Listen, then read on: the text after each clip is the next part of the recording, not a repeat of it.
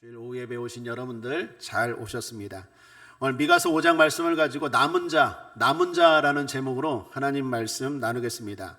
오늘 말씀은 어려운 시기에 있는 이스라엘 백성들에게 주님이 주시는 소망의 말씀입니다. 지금 이스라엘 백성들은 어려움 가운데 있습니다. 사랑하는 여러분, 성도일지라도 어려움이 있습니다. 성도일지라도 힘든 때가 있습니다. 그런데 중요한 건 그때 하나님이 말씀으로 우리를 일으키시고 말씀으로 우리를 인도하신다는 것입니다. 이스라엘 백성들도 마찬가지입니다. 1절을 보십시오. 딸 군대여 너는 때를 모을지어다. 그들이 우리를 애워쌌으니 막대기로 이스라엘 재판자의 뺨을 치리로다. 이스라엘의 재판자는 왕을 말합니다. 이스라엘의 왕이 이방인들에게 뺨을 맞고 있어요. 대단히 수치스럽고 굴욕적인 상황이죠. 왕이 그 정도인데 이스라엘 백성들은 얼마나 어렵겠습니까? 이런 아주 어려운 상황에 놓인 이때에 주님이 이렇게 말씀하십니다. 그게 2절 이하의 말씀입니다. 특별히 2절 말씀 중요한데 함께 읽어보죠. 시작. 베들레헴 에브라다야 너는 유다 족속 중에 작을지라도 이스라엘을 다스릴 자가 내게로 나올 것이라. 그의 근본은 상고의 태초에니라. 여러분, 이 말씀은 아주 유명한 말씀입니다. 일명 메시아 예언에 대한 말씀입니다. 즉 예수 그리스도가 메시아 되심을 구약 성경부터 계속해서 예언하고 있는 말씀입니다. 흔히 이단과 사이비들이 자기의 교주가 메시아다라고 믿고 주장합니다.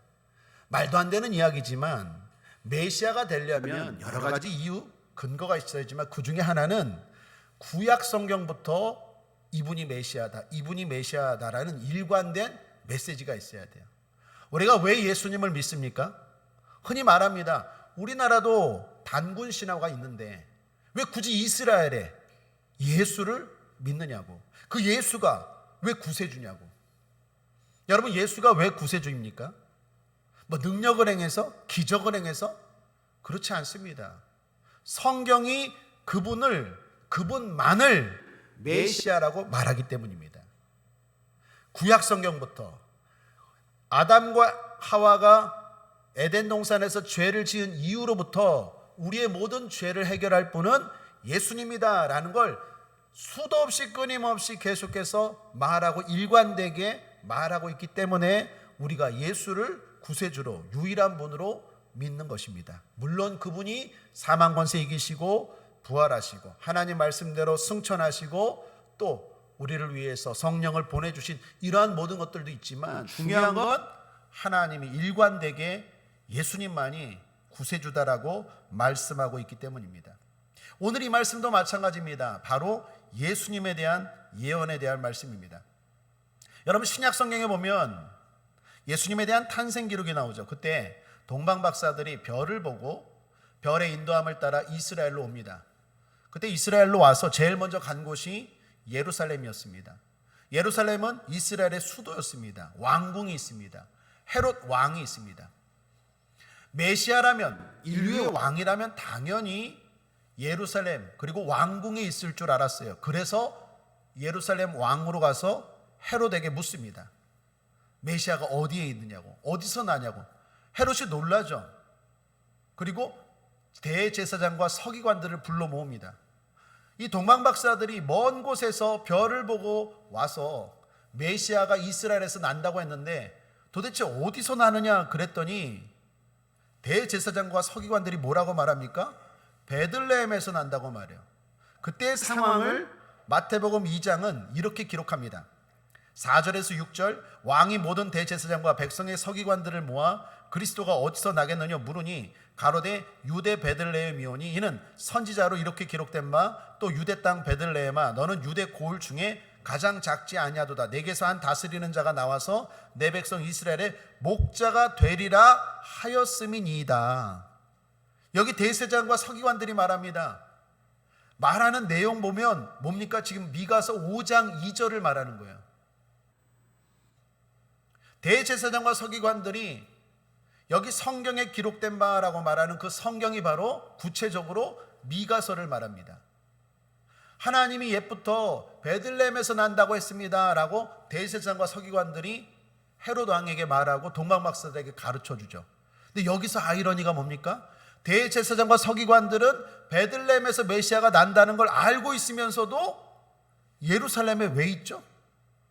왜 헤롯 왕에게 붙어 있습니까? 이게 딜레마예요. 아는 것과 사는 것은 달라요. 많이 안다고 천국 가는 게 아니라 많이 실천하고 많이 행하고 많이 순종할 때 천국 가고 복 받는 줄 믿습니다. 헤롯 왕 옆에 붙어 있어요. 예시아가 베들레헴에서 난다면 거기 가야 되는 거 아니에요? 그런데 그렇게 성경을 잘 아는 사람들이 헤롯 왕에게 빌붙어서 있더라라는 것입니다. 중요한 건 오늘 2절 말씀이 바로 메시아에 대한 예언의 말씀이고 소망의 말씀이다라는 것입니다. 가장 어려운 시기에 소망 대신 예수 그리스도에 대한 말씀을 주셨어요. 오늘 혹시라도 어려운 가운데 있는 분들 계십니까? 우리의 소망 되시는 예수님을 붙잡으시길 바랍니다. 자, 그런데 왜 이 말씀을 주님은 지금 이스라엘 가운데 하고 있을까요? 힘주시기 위함이시겠죠. 힘내라는 거예요. 어려운 가운데서도 흔들리지 말고 잘 견디라는 것입니다. 특별히 2절 상반절을 보시면 베들레헴 에브라다야 너는 유다 족속 중에 작을지라도, 여기 작을지라도라를 주목하셔야 돼요. 여러분, 이스라엘은 지금 스스로 작게 느껴졌어요. 우리가 믿는 분은 하나님 아버지세요. 전능하신 분이에요. 하나님을 아버지라고 고백하는데 실제로 우리의 삶을 보면 작아 보여요. 여러분, 성경에 나오는 인물들도 보십시오. 하나같이 작은 사람들이에요. 작아 보이는 사람이에요. 주님은 믿지만, 하나님은 믿지만 여전히 작습니다. 그런 그들에게 주님 말씀하십니다. 4절 하반절에 이제 그가 창대하여 땅끝까지 미치리라. 지금은 작지만 앞으로는 어떻게 해요? 땅끝까지 미친대요. 그러므로 이 사람들이 해야 될 게 뭡니까? 작다고 포기하지 말아야 돼요. 작다고 절망하지 말아야 돼요. 여러분, 하나님은 작음 때문에 일하시지 못하는 게 아니라 우리가 아무리 작아도 주님은 일하실 수 있어요. 문제는 포기입니다. 작음 때문에 주님이 일하시지 못하는 게 아니라 작다고 포기하면 주님도 일하지 못해요. 여러분, 성경의 인물들을 보십시오. 다윗은 작았습니다. 목동이었습니다. 당시에 가장 천한 직업 중 하나가 목자였어요. 이새의 아들 중에 막둥이였습니다. 막둥이여서 막둥이가 아니라 성경은 그에 대해서 히브리어 하카톤이라는 단어를 씁니다. 한마디로 사랑받는 막내가 아니라 하찮게 여기는 막둥이였다라는 거예요. 그런 대접 속에서도 다윗은 포기하지 않아요. 그랬기에 누구보다도 크게 쓰임받고 복받은 것입니다. 여러분, 예수님의 제자들도 그렇죠. 예수님이 제자를 뽑을 때 무슨 명문대학교 가서 아주 유명한 사람들을 뽑은 게 아니에요. 예수님이 뽑은 제자들, 베드로, 유다, 요한, 시몬, 뭐 이런 사람들 보면 다 직업이 주로 뭡니까? 어부예요. 갈릴리 촌마을의 어부예요. 세리같이 남들이 흠모할 만한 직업을 가진 사람들이 아니에요. 그런 사람, 작다고 여기는 사람이에요. 그런 사람들을 뽑아서 어떻게 해요? 주님은 주님의 나라를 이루어 갔어요. 베드로 같은 경우에는요, 크게 넘어지기도 했습니다. 예수님을 공식적으로 3번 부인했죠. 공식적으로만 3번이에요. 제가 볼 때 뭐 부인을 많이 했을 거예요. 많이 넘어졌을 거예요.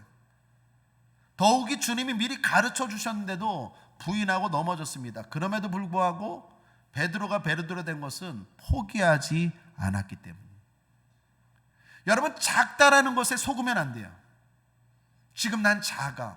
맞아요, 작아요. 그런데 작다고 주님이 일하지 못하는 게 아니라 내가 작다고 포기하는 순간 주님도 일하지 못해요. 작음에도 불구하고 견디시길 바랍니다. 나는 작지만 창대하게 될 거야. 나는 작지만 하나님이 우리 아버지시야. 그리고 견디시기를 주님의 이름으로 축복합니다. 이 견디는 자를 성경은 이렇게 표현합니다. 남은 자라고 말하는 거예요. 남은 자. 오늘 성경에는 남은 자라는 표현이 많이 나옵니다. 여기 미가서뿐만 아니라 구약 성경에서 전체적으로 흐르는 사상, 그게 바로 남은 자 사상이에요. 바알에게 무릎 꿇지 않던 7,000명, 아무리 우상 숭배와 타락했을지라도 흔들리지 않은 노아, 뭐 이런 남은 자 사상, 세상에 휩쓸리지 않고 불의에 타협하지 않고 악에 타협하지 않고 꿋꿋하게 진리의 길을, 믿음의 길을 걸어가는 남은 자, 그 남은 자를 오늘 성경은 견디는 자, 복된 자라고 말합니다. 특별히 그들을 주님은 주목하십니다. 7절을 보시면 야곱의 남은 자는 많은 백성 중에 있으리니, 많은 백성 중에 있어요. 많은 백성이 있지만 하나님은 많은 백성 가운데 그 남은 자를 기억하시고 주목하신다고 말합니다. 학교에 가면 많은 아이들이 있죠. 사랑스럽고 다 귀엽습니다. 그러나 내 아이만 눈에 보이죠. 하나님도 마찬가지다라는 것입니다. 저는 이 주일 오후 예배 드리는 분들 생각하면 이게 꼭 생각이 나요. 남은 자.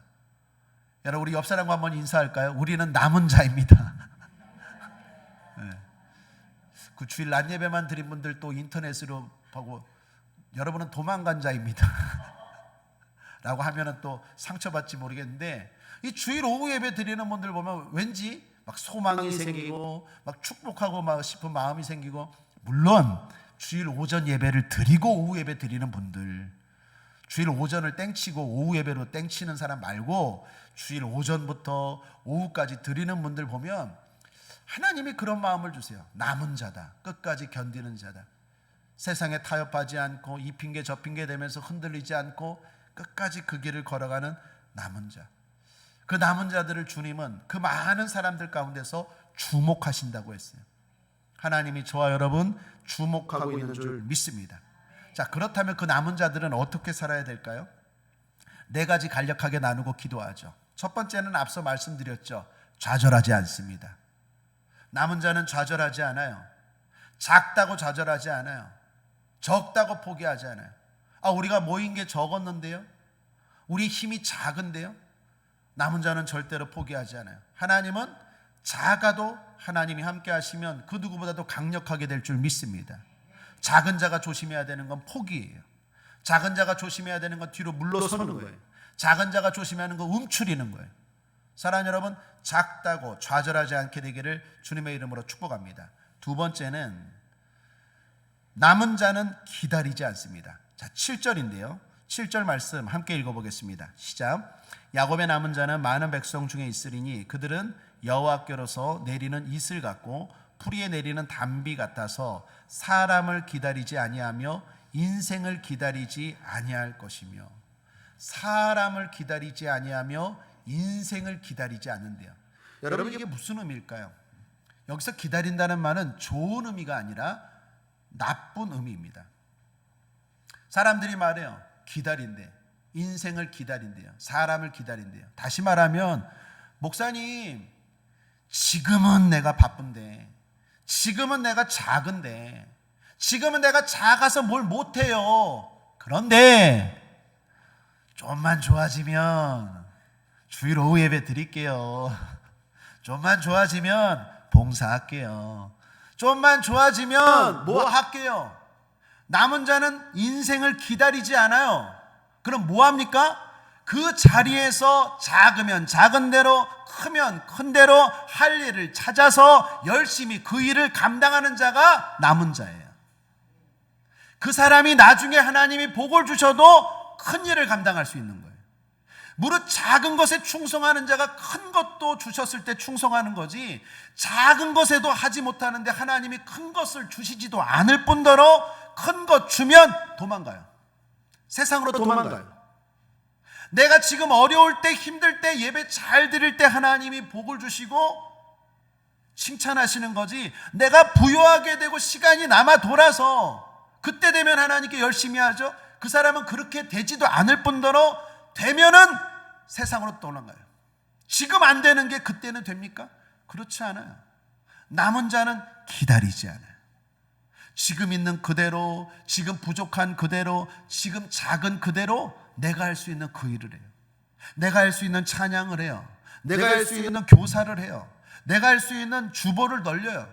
뭐라도 내가 할 수 있는 이 작은 힘을 가지고 그 일을 충성되게 할 때 주님이 큰 것도 맡기시는 거예요. 남은 자는 인생을 허비하지 않아요. 남은 자는 기다리지 않아요. 내가 그때 되면 뭐 할게요, 뭐 할게요. 그러다가 노인 되는 거예요.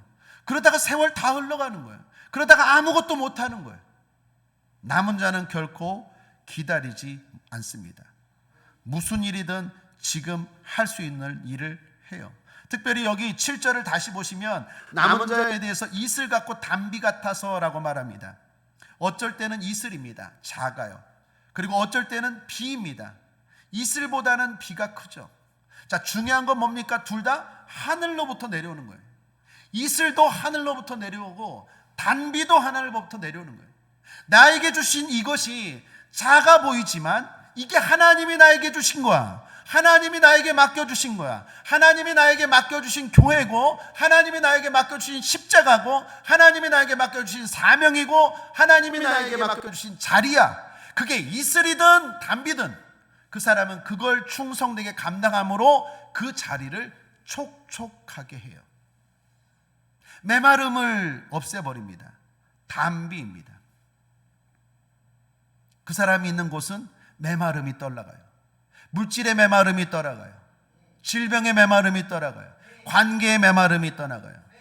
행복과 기쁨의 메마름이 떠나가요. 메마름이 떠나가요. 이슬과 담비는 모든 걸 촉촉하게 만들어요. 내가 할 수 있는 그 일을 하는 거예요. 그 자리에서 내가 뭐 큰 일을 감당할게요. 그래서 그때까지만 기다려주세요. 인생을 허비하지 않아요.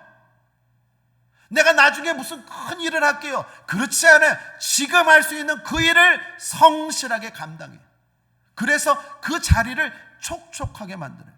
그걸 보시고 하나님은 이 친구는, 이 사람은, 이 녀석은 아무리 복을 주어도 촉촉하게 만들 것이다 생각하고 더 큰 복을 주시는 거예요. 저와 여러분이 인생을 허비하고 기다리지 않게 되기를 주님의 이름으로 축복합니다. 셋째로 남은 자는 담대합니다. 8절을 보십시오.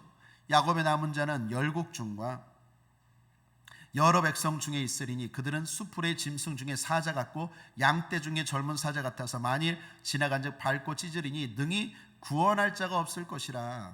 여기 남은 자는 사자와 같다고 말합니다. 사자는 하는 말이 자주 등장하죠. 사자의 특징은 담대합니다. 강력합니다. 앞에서는 이슬과 담비에 비유했어요. 이슬과 담비는 땅을 촉촉하게 한다라고 했어요. 그렇다면 여기서 사자는 뭡니까? 그러한 사람들의 마음가짐이에요. 작다고 움츠러들지 않아요. 사자 같은 담대함이 있어요. 하나님 말씀과 뜻에 맞는 일에는 아주 담대합니다. 여러분, 대표적인 사람이 다윗이죠. 목동 다윗이 장수 골리앗 앞에 섰습니다. 그때 다윗이 아주 담대합니다.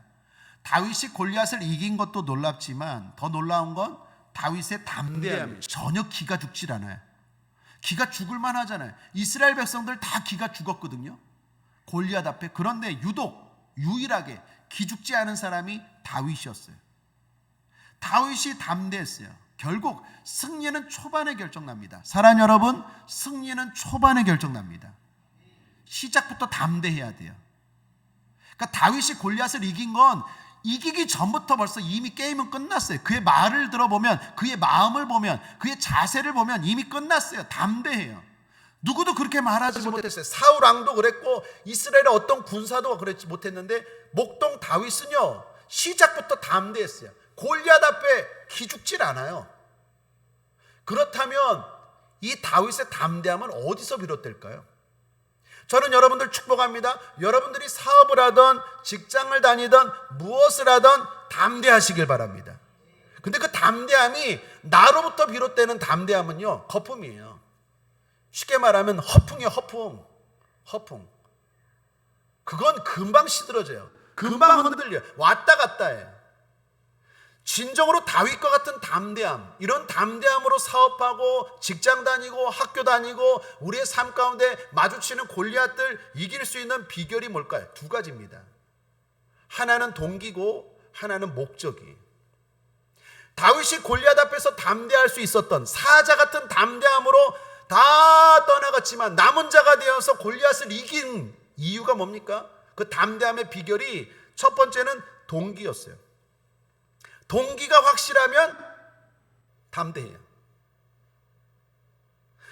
창세기 17장 45, 46절을 보면 다윗이 이렇게 말합니다. 다윗이 블레셋 사람에게 이르되 너는 칼과 창과 단창으로 내게 오거니와 나는 만군의 여호와의 이름 곧 내가 모욕하는 이스라엘 군대의 하나님의 이름으로 내게 가노라. 오늘 여호와께서 너를 내 손에 붙이시리니. 뭐라고 말합니까? 붙이시리니. 그것도 그 앞에 뭐요? 오늘이에요. 오늘. 야, 내일 모레. 아니요. 사랑하는 여러분, 오늘 잘 되시길 바랍니다. 오늘 승리하시고 오늘 이기시고 오늘 기적을 경험하길 바랍니다. 다윗이 말해요. 오늘 내 손에 붙이시리니. 이거 뭡니까? 이거 뻥 아니에요? 뻥 아니에요. 그러면 얘는 어떻게 이렇게 확신할 수 있을까요? 동기가 확실해. 그 동기가 어디서 나오는데요? 말씀이에요. 그래서 말씀을 붙들라는 거예요. 말씀을 붙드셔야 돼요. 제가 오늘 마침 주일 낮예배 때 좋으신 하나님에 대해서 말씀에 대해 나눴죠. 좋은 학교들, 세계적인 학교들, 세계적으로 쓰임받은 유태인들, 세계적으로 복받은 사람들의 모든 동기, 모든 시작이 말씀이었어요. 말씀. 다윗이 골리앗 보고 너는 내 손에 오늘 죽어. 이게 뭡니까? 뻥 아니에요. 그냥 거품으로 그냥 큰 소리 치는 거 아니에요. 자기의 생각이 아니에요. 어디서 비롯됐습니까? 받았다니까요. 하나님이 다윗에게 말씀한 거예요. 오늘 죄를 너 손에 붙일 거야. 그 약속의 말씀을 받았기 때문에 다윗은 담대한 거고, 그 담대함으로 나아갔기 때문에 물맷돌로도 골리앗을 이긴 줄 믿습니다. 그러므로 사랑하는 여러분, 여러분에게 말씀이 있어야 돼요. 말씀을 붙드셔야 돼요. 왜 그 일을 합니까? 그 일이 진짜 될 것 같습니까? 됩니다, 목사님.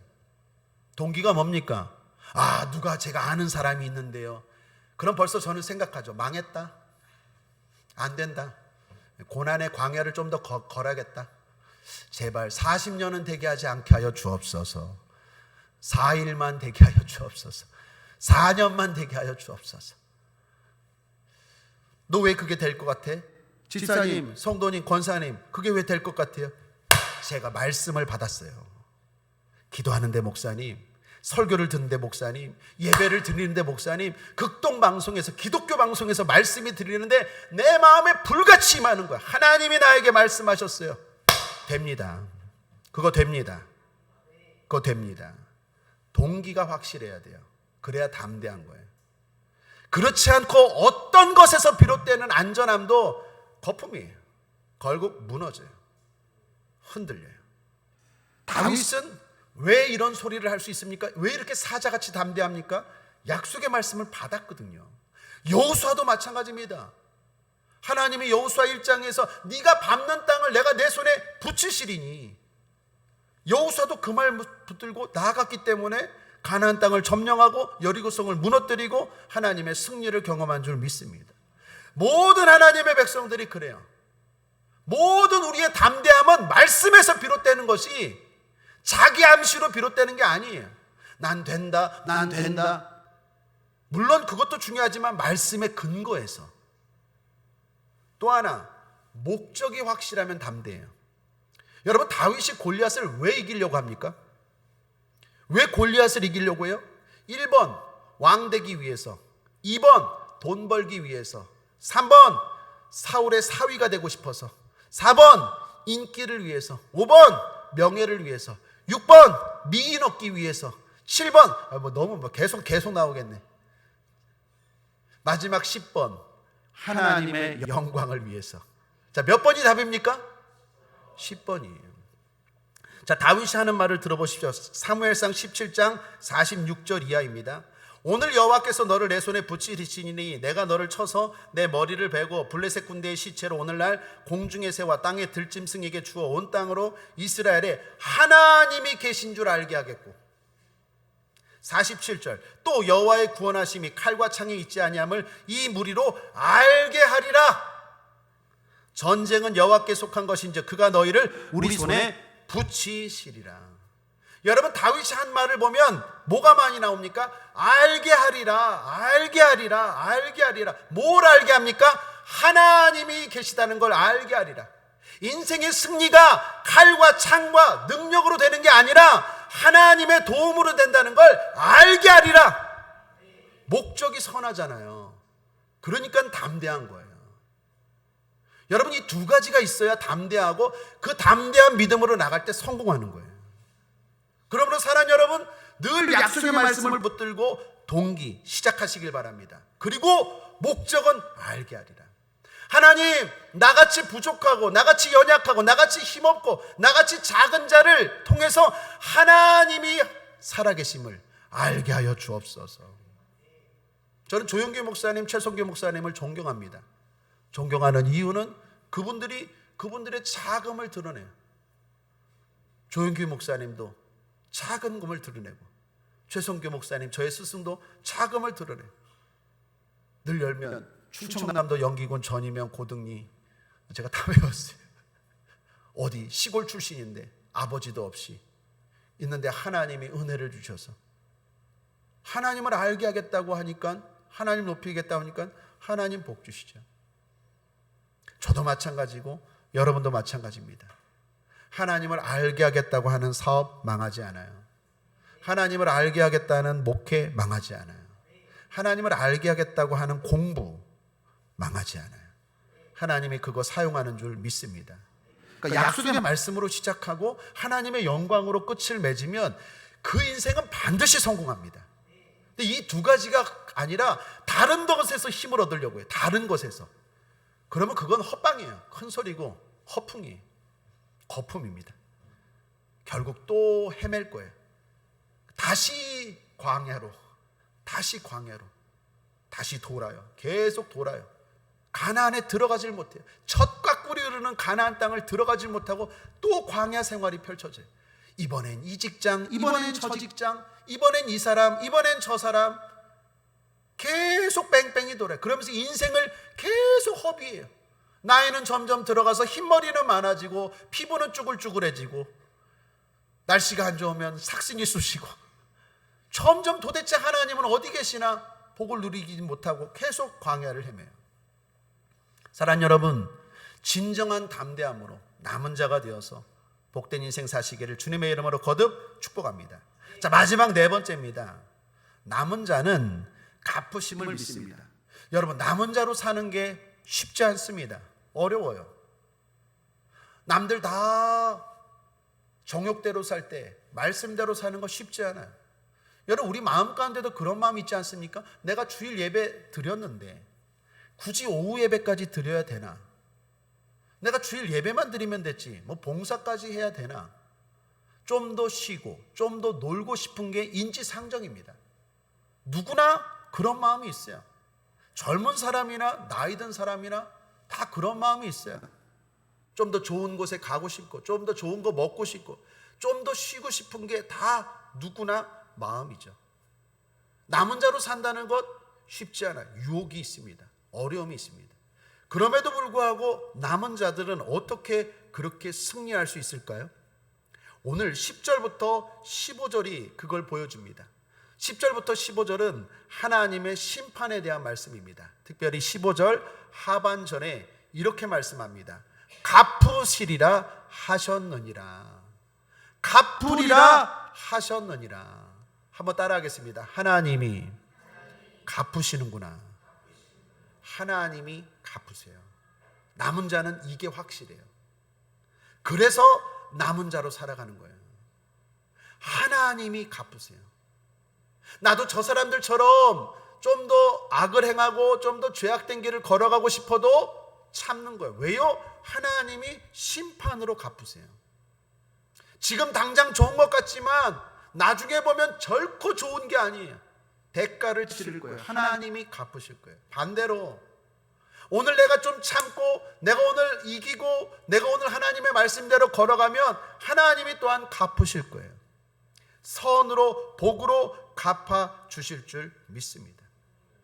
특별히 지금 갚아주시면 감사, 나중에 갚아주시면 더 감사. 한번 따라할까요? 지금 갚아주시면 감사, 나중에 갚아주시면 더 감사. 믿습니까? 나중에 갚아주시면 더 감사해요.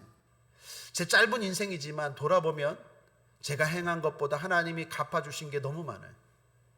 그런데 바라기는 하나님이 그만 갚아주시면 좋겠어요. 왜요? 천국에서 받게. 적금 빨리 깨면 이자가 조금 붙어요. 오래 묵어둬야 많이 붙습니다. 하나님의 축복도 그런 것 같아요. 이 땅에서 갚아주시면 감사, 저 하늘에서 갚아주시면 더 큰 감사, 더 큰 상입니다.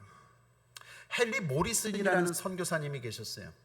40년 동안 아프리카에서 선교를 하다가 배를 타고 고국으로 돌아오는데 마침 루즈벨트 대통령이 탄 배와 같이 탄 거예요. 그 배가 딱 도착했더니 대통령이 탄 배가 오니까 사람들이 막 나와서 환영하겠죠.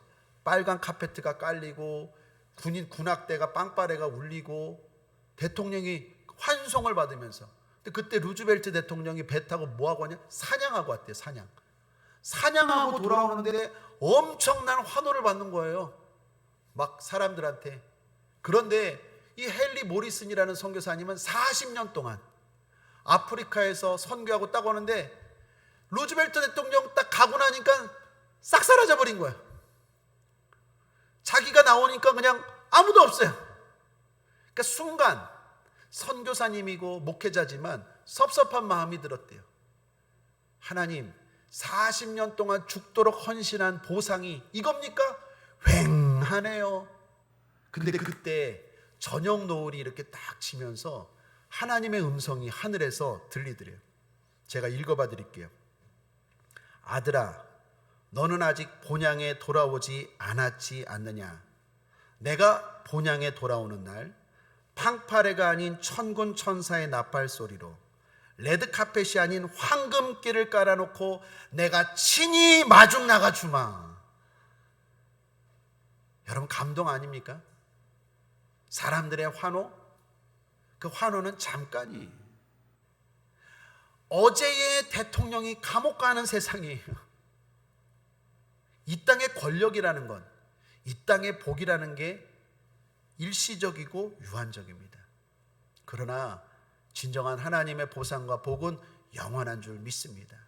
사랑하는 여러분, 하나님이 갚아주십니다. 남은 자는 이것에 대해 확실해요. 그렇기 때문에 버티는 거예요. 견디는 거예요. 한번 따라하겠습니다. 주님이 갚아주십니다. 말씀을 정리합니다. 남은 자라는 제목으로 하나님 말씀 나누었습니다. 우리는 남은 자가 되어야 됩니다. 작아도 어려워도 부족해도 남은 자가 되어야 합니다. 끝까지 견디고 남은 자가 되어야 합니다. 남은 자는 좌절하지 않아요. 남은 자는 이런저런 핑계 조건 따지면서 시간을 낭비하지 않아요.